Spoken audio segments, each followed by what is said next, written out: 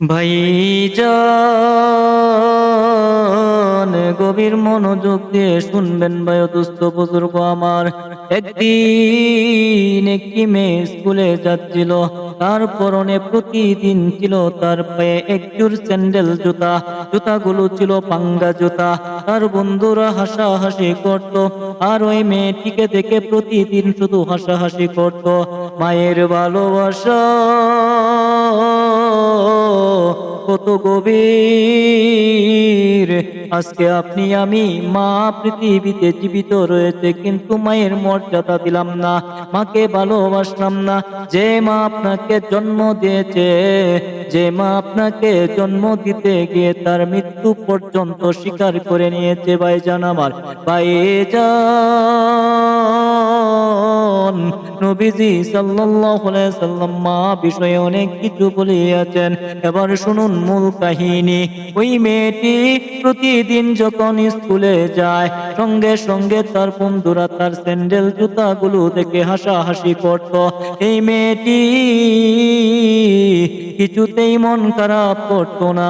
একদিন তার শিক্ষক থেকে পেলে অনেকগুলা বাচ্চা থেকে হাসাহাসি করছে, সঙ্গে সঙ্গে ওই মেয়েটিকে জিজ্ঞেস করলো, ও মেয়ে তুমি শোনো, তোমার আম্মু কি তোমাকে স্যান্ডেল জুতা কিনে দেয় না?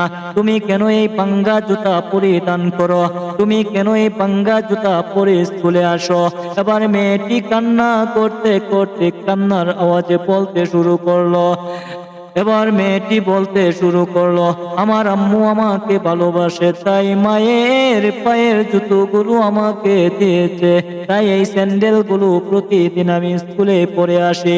মা তো আমাকে স্যান্ডেল জুতা পা থেকে খুলে দেয় নাই, আমার মা আমাকে মায়ের হৃদয়ের ভালোবাসা দিয়ে দিয়েছে। বন্ধুরে,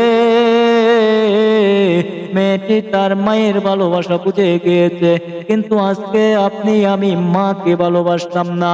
মা যখন বৃদ্ধ হয়, আপনি আপনার স্ত্রী বিবি বাচ্চাদেরকে নিয়ে বন্ধু আমার গভীর সুখেই বসবাস করেন, কিন্তু মা যদি কিছু দাবি করে, সঙ্গে সঙ্গে ওই মাকে আপনি বৃদ্ধাশ্রমে ফেলে দেন। ভাইজান মাকে ভালোবাসতে শিখুন ভাইজান। মায়ের পায়ের পায়ের নিচে সন্তানের জান্নাত, মায়ের পায়ের নিচে